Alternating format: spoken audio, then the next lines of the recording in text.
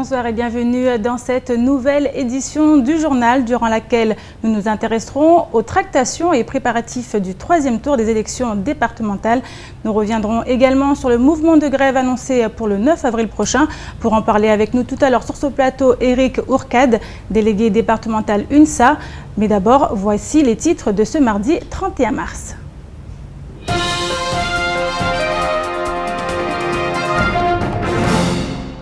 Troisième tour se prépare au Conseil général. Les 26 nouveaux conseillers départementaux prendront place dans l'hémicycle Younoussa Bamana ce jeudi. En attendant, les équipes s'affairent. Reportage au début de cette édition. Qui sera le nouveau président du Conseil général de Mayotte? Entre Daniel Zaidani pour le MDM et Souabedine Ibrahim Ramadani pour l'UMP, les tractations sont ouvertes. Explication dans ce journal. Et pour finir, une nouvelle exposition du programme Buenesso est en place au comité du tourisme. Encore une fois, les savoir-faire et l'artisanat local sont à l'honneur.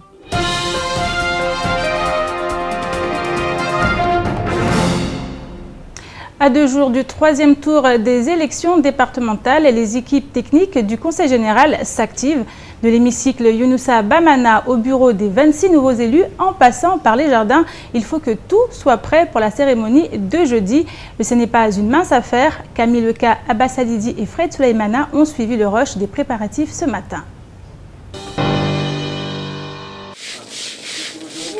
Jardinage, élagage, rinçage des espaces extérieurs et dernier coup de peinture, les techniciens du Conseil général ont du pain sur la planche.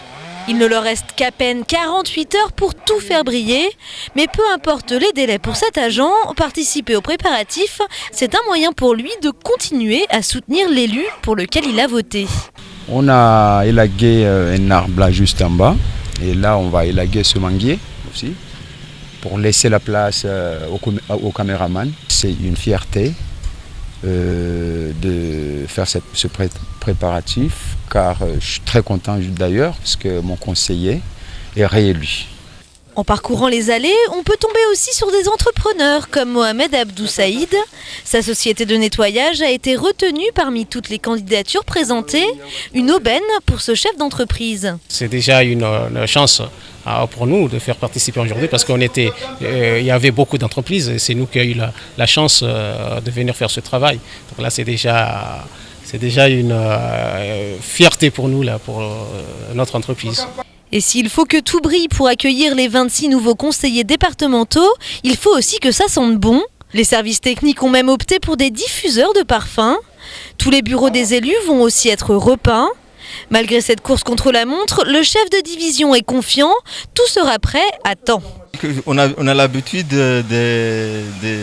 d'arranger 19 salles et cette année on nous obligé de faire 26, c'est-à-dire 19 tables. Aujourd'hui on est obligé d'aller aux 26, c'était pas facile mais on a fait le maximum et je suis sûr qu'on va y arriver. Au sein de l'hémicycle Younoussa Bamana, les nouveaux sièges sont prêts à accueillir le public pour la cérémonie et l'élection tant attendue du président du Conseil général. Il ne reste plus maintenant qu'à installer les micros. Et les résultats officiels sont tombés. Aujourd'hui, une question est sur toutes les lèvres. Qui sera le prochain président du Conseil général de Mayotte? Le MDM, pour sa part, a déjà fait savoir que Daniel Zaidani sera son candidat. Mais avec seulement 7 conseillers MDM contre 11 pour l'UMP, le parti doit se montrer convaincant et rallier à sa cause les 6 autres conseillers élus. Les tractations pour le troisième tour sont donc bel et bien lancées. Explication avec Camille Leca. Daniel Zaidani ou Souabedine Ibrahim Ramadani. Ce sont les 2 noms qui sont déjà prononcés pour prendre la tête du Conseil général dans 2 jours. Mais rien n'est encore fait car aucune majorité claire n'est aujourd'hui établie. À l'issue du second tour, si l'on regarde de près les étiquettes des 26 élus, on comptabilise sur l'aile droite et centre-droite 11 UMP, 1 divers droite, 1 droite solidaire, 7 MDM et 1 UDI, soit 21 élus. Sur l'aile gauche, 2 NEMA, 1 divers gauche, 1 UNFCS, soit 4 élus. Alors plusieurs questions se posent. Les binômes vont-ils voter à l'unisson ou séparément ?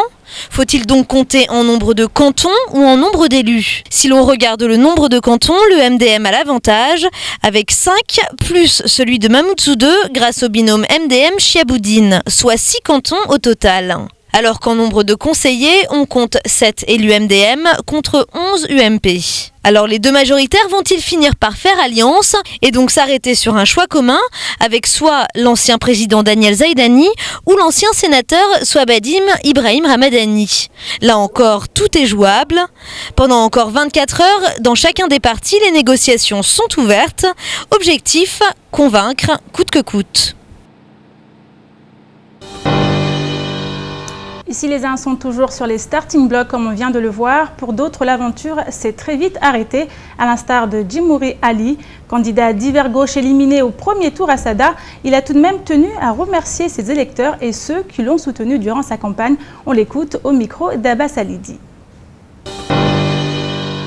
Je pense qu'au vu du profil, parce que le comité de Chirangui a vraiment voulu privilégier le profil de candidat, notamment au niveau du choix de la paire côté Sada, et alors que les autres partis ont plutôt joué le profil d'une femme tout simplement. Donc pour compléter la liste, ceci dit, on a les élus qu'on mérite pour les 6 ans, et j'espère de tout cœur que ces élus-là, en priorité, on l'a vu dans les médias, tous les élus ont visiter le quartier qu'ils appellent le quartier pauvre à Porani, lequel ce quartier, il y a un enfant handicapé qui ne peut même pas aller à l'école, et j'espère qu'en tout cas côté Chirangui, il y aura au moins ce premier projet, mais vraiment pour que cet enfant puisse aller à l'école, et bien sûr d'autres projets, mais bon, j'en demande pas trop parce que j'y crois très peu, mais en tout cas, je les encourage sur cette voie et surtout ils puissent travailler avec les 2 municipalités pour développer ce canton qui a toute sa place dans le Grand Sud et qui doit avoir sa place dans le Grand Sud. Donc encore merci, et je donne rendez-vous à la population aux prochaines échéances, et nous serons toujours là pour nous battre, pour nos communes, pour nos cantons et bien sûr pour Mayotte. Un mouvement interprofessionnel est prévu sur tout le territoire le 9 avril prochain. Un mouvement appelé par plusieurs grands syndicats comme FO, CGT Sud. Ici, à Mayotte, la mobilisation sera suivie par le SNIPP, CGT-MA et le SNES. Mais un syndicat enseignant a fait savoir qu'il n'y participerait pas. L'UNSA, Eric Courcade, délégué départemental UNSA, est avec nous. Nous a rejoint sur ce plateau. Bonsoir Eric. Bonsoir. Alors, une question que l'on se pose, pourquoi l'UNSA a refusé de prendre part à ce mouvement ? D'abord, c'est un appel national qui est, à nos yeux, un appel fourre-tout un peu, où se confondent beaucoup de causes. Et pour nous, c'est déjà en soi un premier obstacle, parce qu'on ne croit pas justement à ces mobilisations fourre-tout. Les 3 dernières se sont soldées par des échecs cuisants. Seulement 10% des enseignants se sont mobilisés sur les appels des organisations syndicales concernées. Nous sommes beaucoup plus pour des revendications précises, avec un travail fait auparavant et de sorte d'obtenir derrière des résultats. Là, tout se confond. Par exemple, chaque fois de très bonnes causes, la question de la clause de revoyure qui avait été promise en 2013, elle est portée sur cette plateforme revendicative, mais à côté, on a des revendications de type le gel du point d'indice. On oublie de dire que sur la question du gel du point d'indice, on a obtenu quand même des avancées, les organisations syndicales, et je dis bien toutes les organisations syndicales. On a obtenu quand même que les fonctionnaires en fin de carrière seraient augmentés, ont relevé leur point d'indice, et de même que les fonctionnaires des plus basses rémunérations.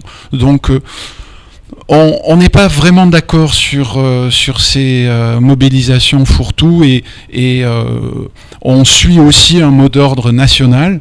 auquel on s'identifie pleinement. On considère que actuellement le combat syndical, il est pour continuer la réforme de l'éducation, la refondation de l'école, que tous les syndicats ont souhaité, mais nous, on maintient le cap, on veut surtout aller au bout de cette réforme. Alors, on a souvent vu le SNUPP revendiquer des mouvements de grève avec comme condition, les conditions de travail, également les niveaux de salaire. Est-ce que ce sont des revendications dans lesquelles votre syndicat se reconnaît ? Mais vous savez, le SNUPP est un syndicat du premier degré. Nous sommes un syndicat, nous, de la maternelle à l'université, mais nous adhérons complètement à ces revendications. Nous considérons en effet que les conditions de travail de nos collègues du premier degré ne sont pas acceptables la plupart du temps. On voit aussi que a été prise en compte les revendications des personnels pour la construction d'écoles. On voit qu'il y a un gros coup d'accélérateur cette année. On essaie de voir les choses du côté positif. Par contre, on est complètement d'accord sur la question qui n'est toujours pas résolue de ces collègues qui ont changé de statut et pour qui l'ancienneté n'a pas été prise en compte dans leur nouveau statut. Pour nous, ce n'est pas acceptable. Simplement, nous sommes plutôt à travailler en interne pour essayer de faire avancer les dossiers et tout ça se passe à Paris. Alors vous parlez de faire avancer les dossiers, on vous a vu l'année dernière avec cette grève de septembre de l'année dernière. Est-ce que vous avez eu gain de cause sur l'ensemble de vos revendications ? Si oui, lesquelles ? Nous, notre seule revendication, c'était de sauver le département d'origine. Donc on voulait s'assurer que nos collègues rentrent dans leur département d'origine. On l'a obtenu, on a eu un courrier de Madame la ministre. Nous avons rencontré début janvier Bernard Lejeune à Paris. Je faisais partie d'une délégation qui nous a assuré que non seulement c'était jusqu'en 2017, mais bien au-delà, et que ce dispositif très spécifique à Mayotte serait décliné également dans un autre département d'outre-mer qui est dans la même situation, c'est-à-dire la Guyane. Donc des nouvelles pour nous qui sont de véritables avancées, des satisfactions pour les personnels. Mais on aimerait aussi entendre nos camarades des autres syndicats poser les questions qui se posent en ce moment pour les collègues. On a de vrais problèmes. On a de vrais problèmes sur la question du mouvement des personnels, que ce soit dans le premier degré, un mouvement déficitaire, que ce soit dans le second degré également, avec des retards et des retards à l'allumage, avec on va dire, des dispositifs de prise en compte des personnels entrants qui sont, on va dire, discriminants. Ces collègues ne voient pas leur ancienneté sur des établissements difficiles, par exemple, prise en compte ici à Mayotte quand ils arrivent pour pouvoir demander leurs établissements de leur choix. Ce sont des choses qui ne nous satisfont absolument pas.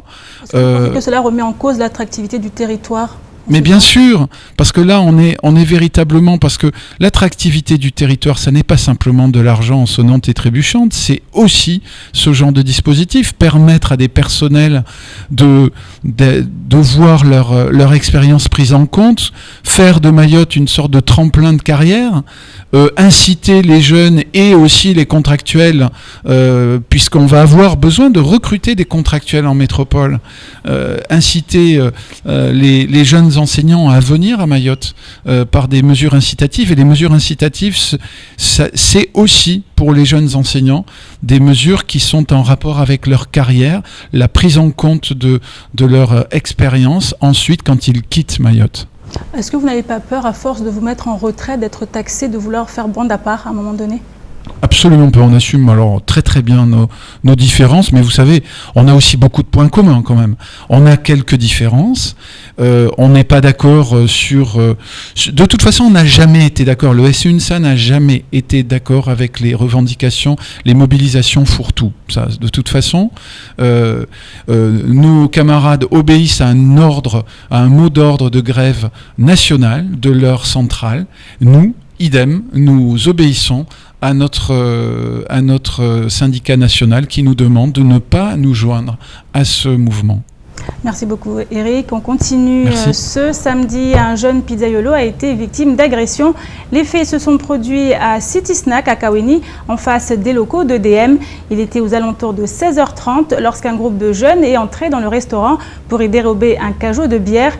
Le pizzaiolo qui tentait de les chasser s'est alors fait surprendre par un autre groupe de jeunes bien plus coriace. Autant dire qu'il s'en est fallu de peu pour que l'affaire tourne au drame. Plus de précisions avec Shakila Issouf et Fred Souleymana.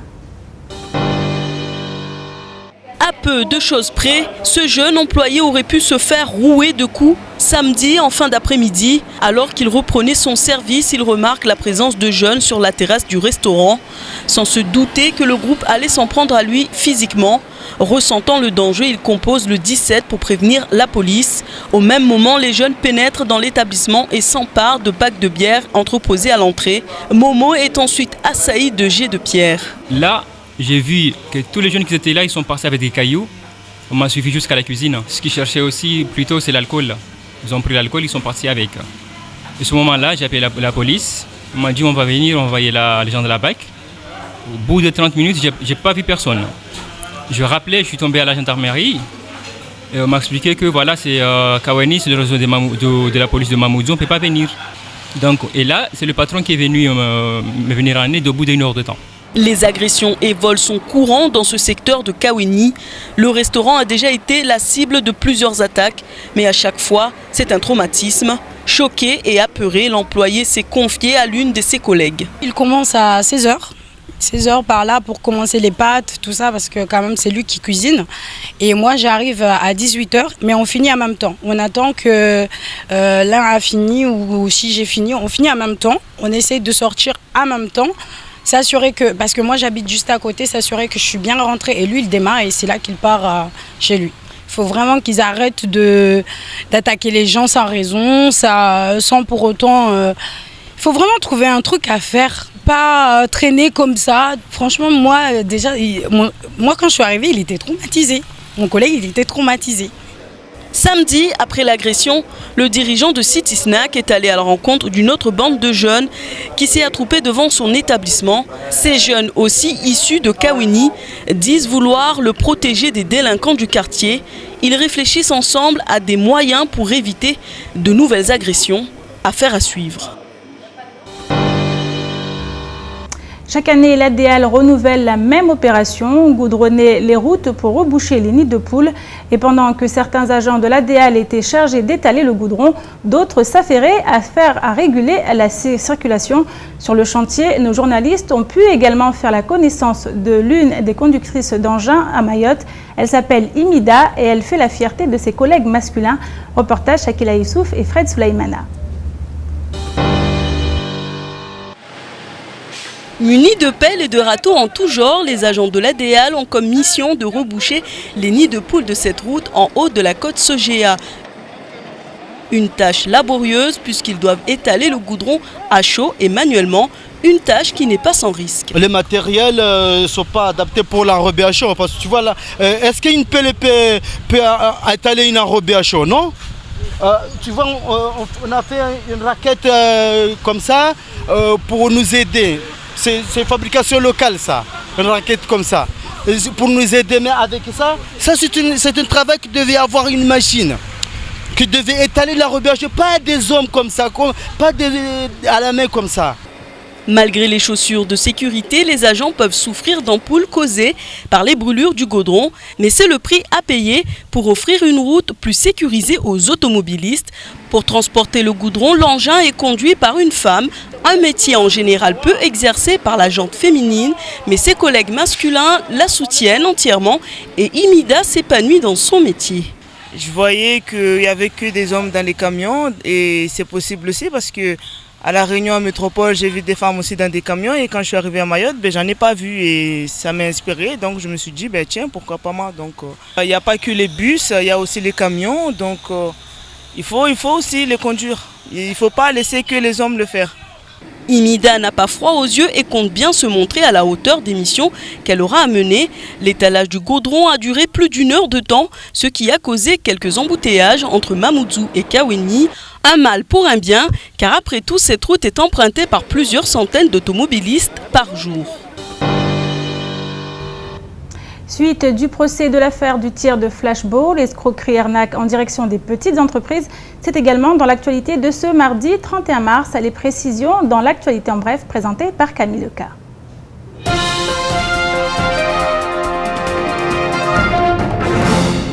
Vendredi dernier, l'adjudant de gendarmerie Boris Roumianstev a été condamné à 2 ans de prison avec sursis par la cour d'assises de Mayotte dans l'affaire du tir de flashball. Son avocat, Maître Liénard, a indiqué hier qu'il ne ferait pas appel de cette décision. Le gendarme a été reconnu coupable de violences volontaires ayant entraîné l'infirmité permanente du petit Nassuir, âgé de 9 ans au moment des faits. Des faits qui se sont déroulés en 2011, en pleine période d'émeutes contre la vie chère. Pensant son collègue menacé par l'enfant, Boris Roumianstev avait alors fait usage de son flashball. De son côté, la famille du petit Nassuir n'a pas non plus souhaité faire appel. Dans l'affaire de la carrière de Kangani d'IBS, 2 délégués du personnel ont été reçus par le préfet de Lille hier après-midi. David Nagar, délégué Hold Invest, et Saïd Bouhara, délégué IBS, sont ressortis assez satisfaits hier soir. Un calendrier de travail a été mis en place et tous les contrats seront transmis par la DIECT au repreneur Vinci dans la semaine. Le groupe devra alors faire des propositions officielles de reprise. Pour les salariés d'IBS, les revendications restent les mêmes. Réintégration sur les mêmes termes contractuels, au même niveau de salaire et en prenant compte des années d'ancienneté. L'Association pour le droit à l'initiative économique, l'ADI, met en garde les entrepreneurs contre une nouvelle arnaque qui circule sur le département. Cette fois, il s'agit d'un faux appel à cotisation APE, registre professionnel des entreprises. Sur sa page Facebook, l'association indique qu'un agriculteur de Tsararano a reçu cette nouvelle arnaque il y a quelques jours. Dupé, il avait même préparé le chèque du montant demandé, 289,54 €. Heureusement, son conseiller lui a expliqué à temps qu'il s'agissait en réalité d'une simple inscription à un annuaire en ligne sans intérêt. L'ADI appelle aujourd'hui les entrepreneurs à la plus grande prudence et les invite à solliciter son aide en cas de doute. Le 20 février dernier, Lagon Équitation recevait la visite d'un expert de la Fédération française d'équitation dans l'espoir de décrocher un nouveau label. C'est désormais chose faite. Pour 2015, le centre équestre détient le label qualité école d'équitation et l'agrément Poney Club de France. Une très bonne nouvelle pour la discipline qui a encore besoin de reconnaissance au niveau local.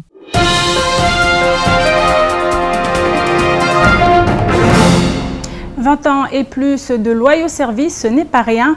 Et ça, le centre hospitalier de Mayotte a tenu à le faire savoir. Ce matin, lors d'une cérémonie qui leur était dédiée, une 50aine d'agents hospitaliers ont ainsi été récompensés. Assigna Moussa et Lesmi Vinet étaient sur place.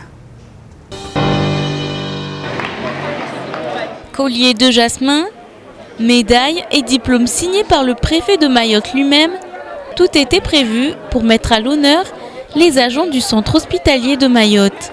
Ça m'a fait plaisir d'être là et ça fait du bien. Déjà, ça montre les années que j'ai passées ici, donc ça m'a fait plaisir. Ça m'encourage en plus. Déjà, quand on vous donne une médaille, il faut disons être satisfait. Et sans compter que ça veut dire que vous comptez plus dans le service. Et je souhaite encore que ça soit plus que ça. C'est vrai, c'est très difficile à l'hôpital. On a très rarement de... Qu'est-ce que j'allais dire? On est très critiqué en fait, comme quoi on n'accueille pas bien les gens, mais c'est pas vrai, c'est que le travail est très difficile. Donc j'encourage aux gens qui travaillent au CHM de continuer dans leur travail dans le bon sens en fait. Applaudis par leur père et félicités par le sénateur Tani Mohamed Swalihi, les années de dévouement et de dur labeur ont fini par payer. Et si l'année dernière, ils étaient plus de 60 à y prétendre, cette année, ils sont encore plus nombreux à avoir postulé. Mais l'objectif, c'est vraiment de rassembler les gens issus de divers services et puis de les remercier, que l'institution les remercie pour, là aujourd'hui, c'est 20 ans de service et ça peut même aller au-delà après. En tout, c'est une centaine d'agents du CHM qui seront décorés de médailles. Pour les 50 autres agents, le rendez-vous pour la consécration est pris pour demain. Félicitations à eux. Le comité du tourisme continue son Buenesso en mettant en valeur les œuvres et travaux des artisans mahorais. Ce mois-ci, ce sont 5 artisans, notamment une brodeuse et un bijoutier, qui ont montré leur savoir-faire. Les explications d'Assinia Moussa et Leslie Vimné.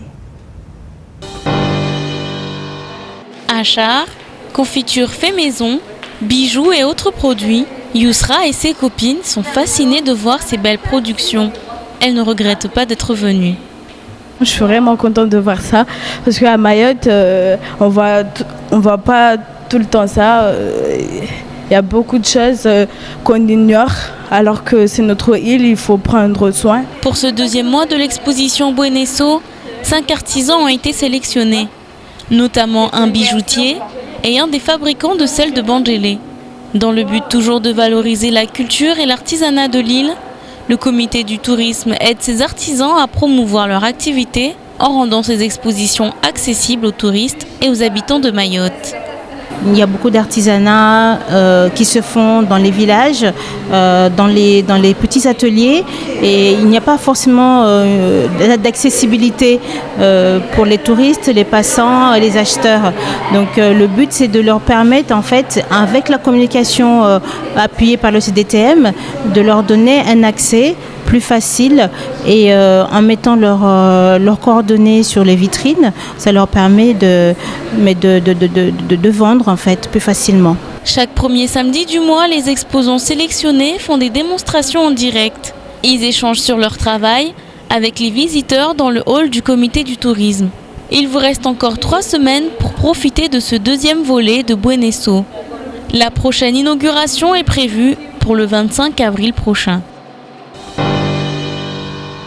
Et c'est la fin de cette édition. Merci de l'avoir suivi. Dans quelques instants, vous serez en compagnie de la charmante Ornella Perrine pour la météo.